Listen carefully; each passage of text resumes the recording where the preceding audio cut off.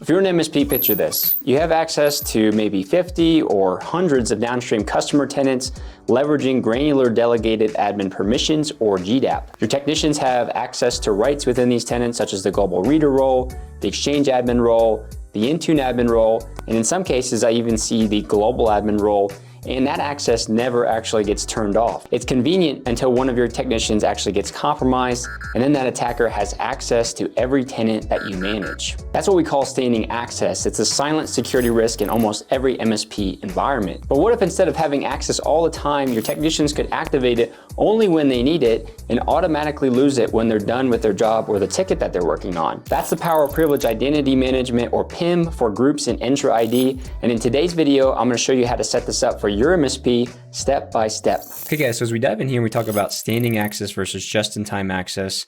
Over here on the left, this is what a typical environment that I see for an MSP looks like today, where you've established these GDAP relationships with your customers. And this is where you've added a certain list of roles that you have access to within their environment. It could be the Teams admin role, the Intune admin role, etc. And then you assign the security group to the GDAP relationships, which includes a list of your technicians here. And that describes and is defined as far as the levels of rights and roles you have into this customer tenant.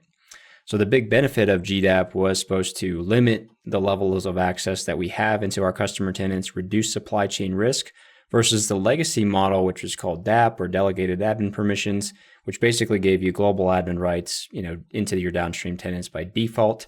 So Microsoft wanted to reduce that supply chain risk altogether. Now I see this breakdown in most MSP environments is that you've added way too many roles because you've gone through this pain of trying to help the customer through a support ticket and not having the correct access that you need in order to help troubleshoot or fix that issue for them.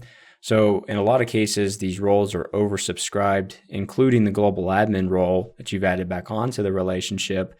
And this access, most specifically for this video, is perpetual, meaning, you've assigned the GDAP relationship to a security group that Alex, Jordan, and Sam are in, and they have access to these roles, but it never gets turned off. So they always have access into these downstream customer environments. Maybe that's not always global admin, but it could be, other highly privileged roles like an Intune admin or exchange admin, etc. And that never really turns off as far as that goes. So your risk is high. When we talk about one of your technicians potentially getting compromised through, a token theft incident as an example, or just having them, get breached in any example, then that attacker actually has access to all of your downstream customer tenants. And that's where the supply chain risk still exists today. So the benefit here, as we talk about moving into just-in-time access with PIM, or privileged identity management, in groups, is effectively here we're saying that we're going to, convert a security group that we have, into being PIM-enabled so that users in that group aren't perpetually members. So in this case, Alex, Jordan, and Sam might be a part of, a tier 1 GDAP group that has access into these customer tenants like the Teams admin or exchange admin, but they're not perpetually members. They can go through an activation process with PIM, which we'll walk through and see today, which does allow you to define, when they get access, and it's time bound in this particular case. So that's not perpetual. Main benefit here being whenever they're not working, whenever it's after hours, whenever it's the weekend or a holiday, they don't actually have any rights into your downstream customer tenants. So you're simply reducing your risk, when it comes to that. So in that same use case, if Sam was to get compromised, he's not perpetually, having access into your downstream customers. So it's that just-in-time access.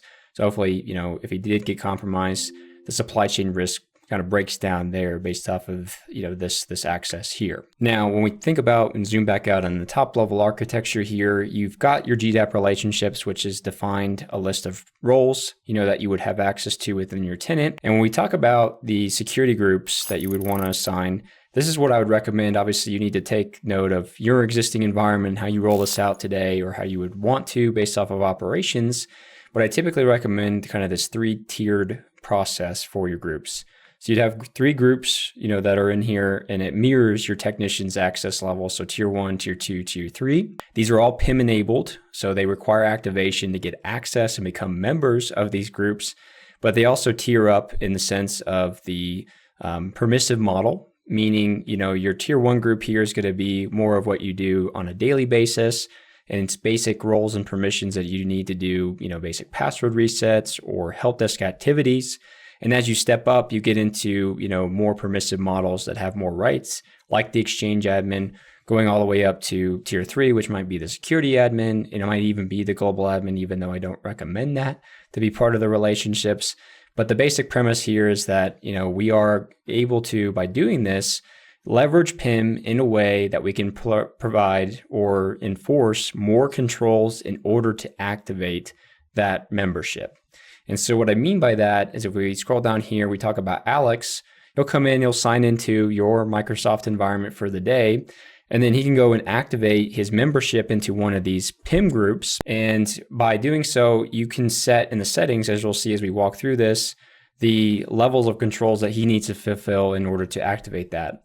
That could be absolutely nothing. He's just activating it and maybe providing a justification reason as an example. But it could be your tier 1 group here where they're just PIMing in for the day. It's accessible for 8 hours, kind of their shift as an example. And then they'll be removed from their membership after their shift is over, which is a great use case here. As you step up to the next tier, you may say, hey, you can activate this role. You provide a justification reason or a ticket number as part of that. And you may need to fulfill an additional MFA prompt, to get activated into that membership here. So just providing some additional protections. And then as you step all the way up to level 3 here, for these really permissive roles, then you get into maybe having an approver workflow. So somebody else has to say, yep, that's okay, you can do that, and approve that before going into this tier 3 escalation group. And then again, all of these roles are and can be time bound. So that way the technician just has their access fall off. They can always reactivate it, depending on that group membership, but it is something that they don't have to physically go in and say, remove me from this group, as we'll see here.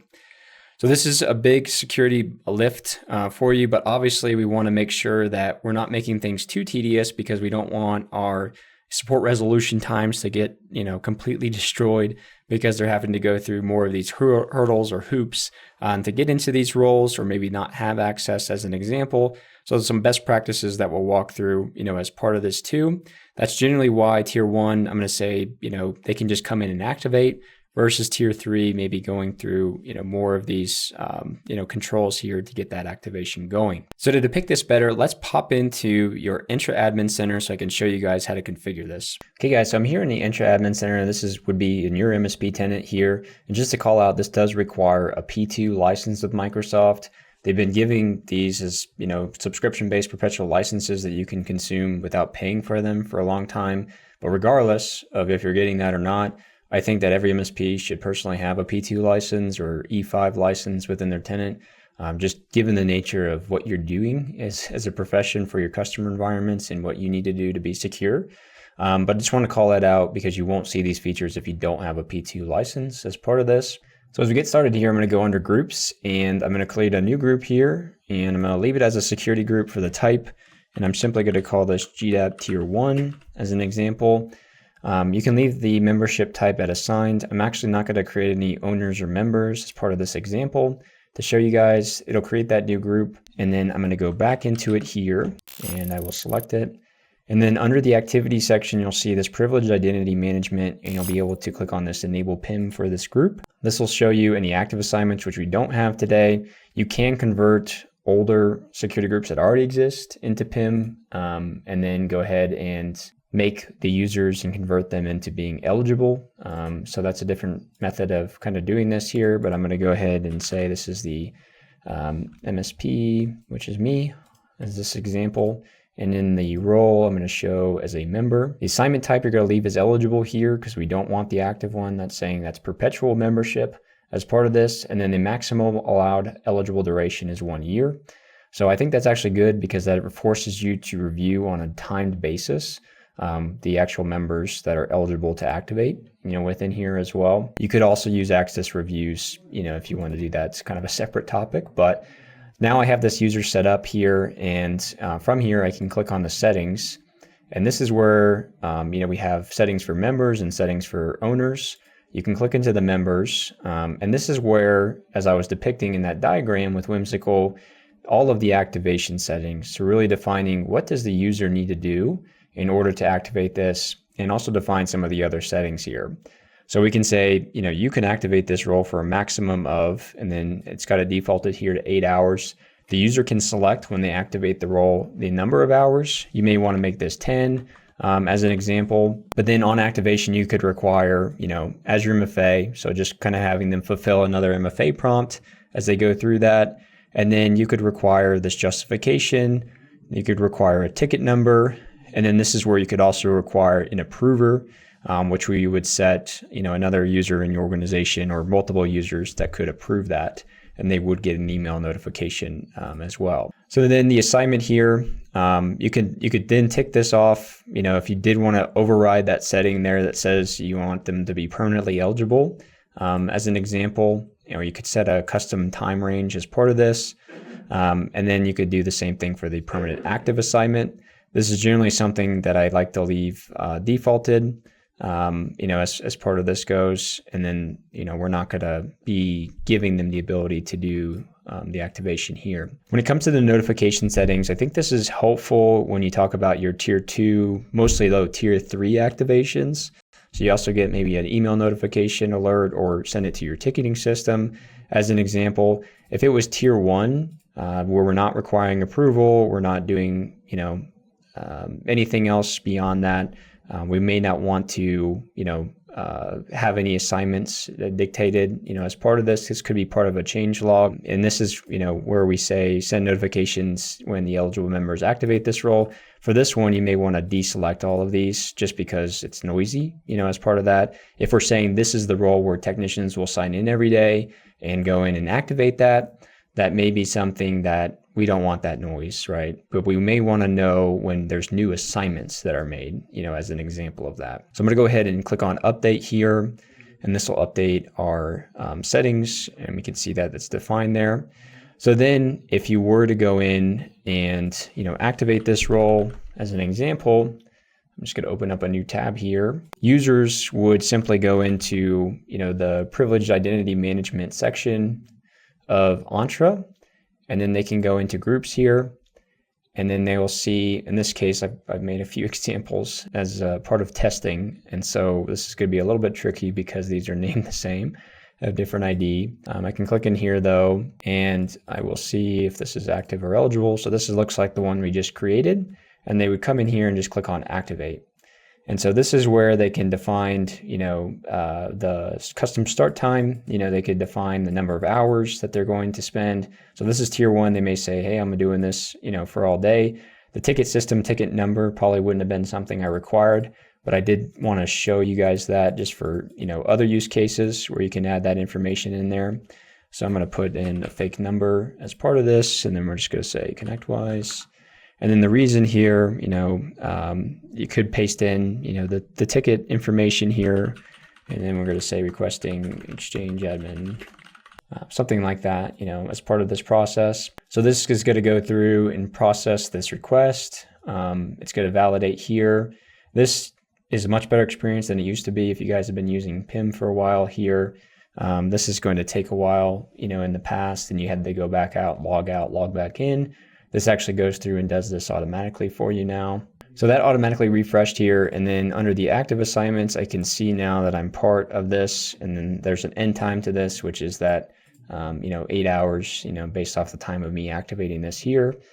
So that'll be something I can always come in and deactivate, but it has that automatic expiration here as well too. Now, one of the things you guys may have picked up on there was that it did not prompt me for MFA, even though in the settings for this access here, I had specifically defined for the member, as far as the activation goes, require Azure MFA.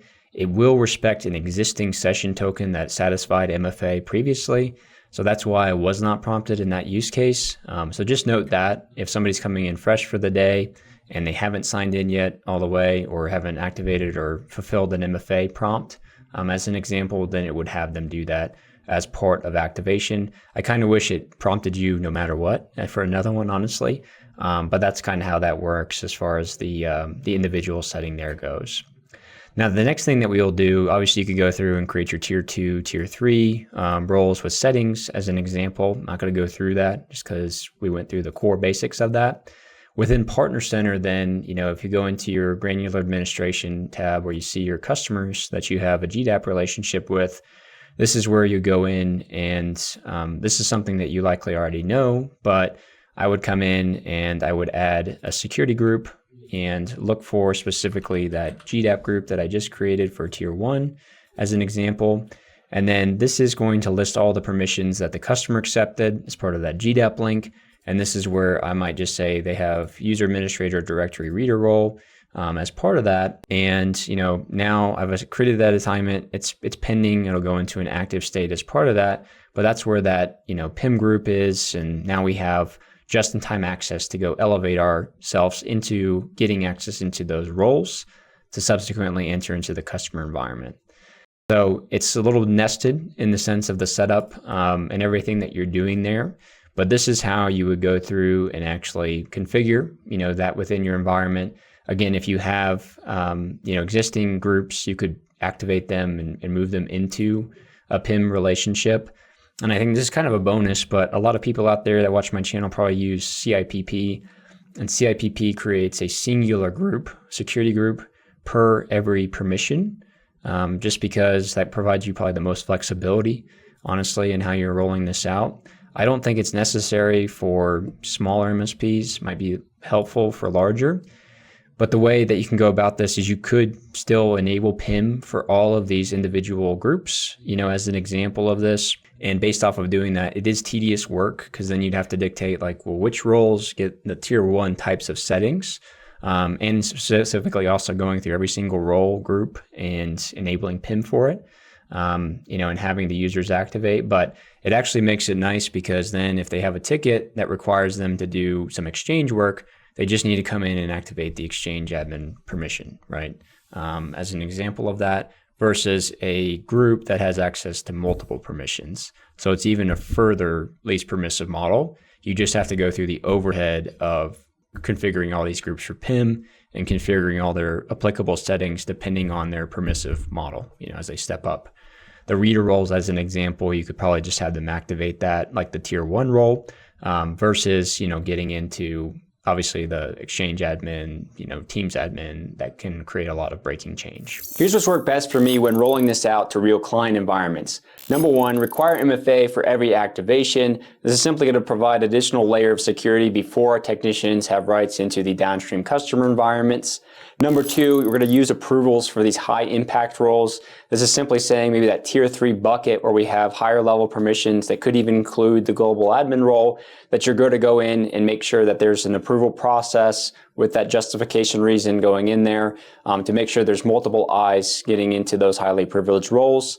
And then number 3, we're going to talk about being aware of any third-party integrations. So these could be service accounts that you're leveraging with a third party that leverage your GDAP rights in order to perform some level of API functions.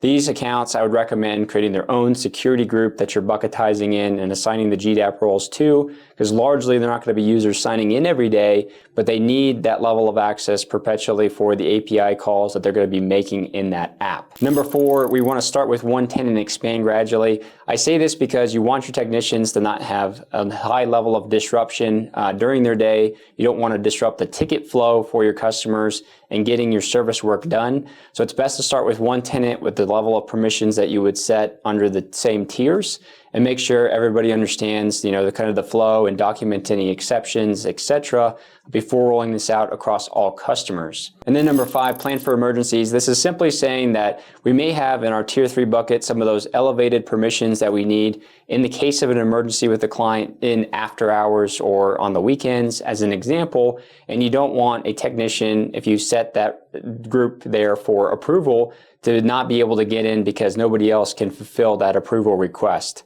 So you have to be aware of that and maybe create some type of call queue or escalation queue during that time so you can handle that appropriately.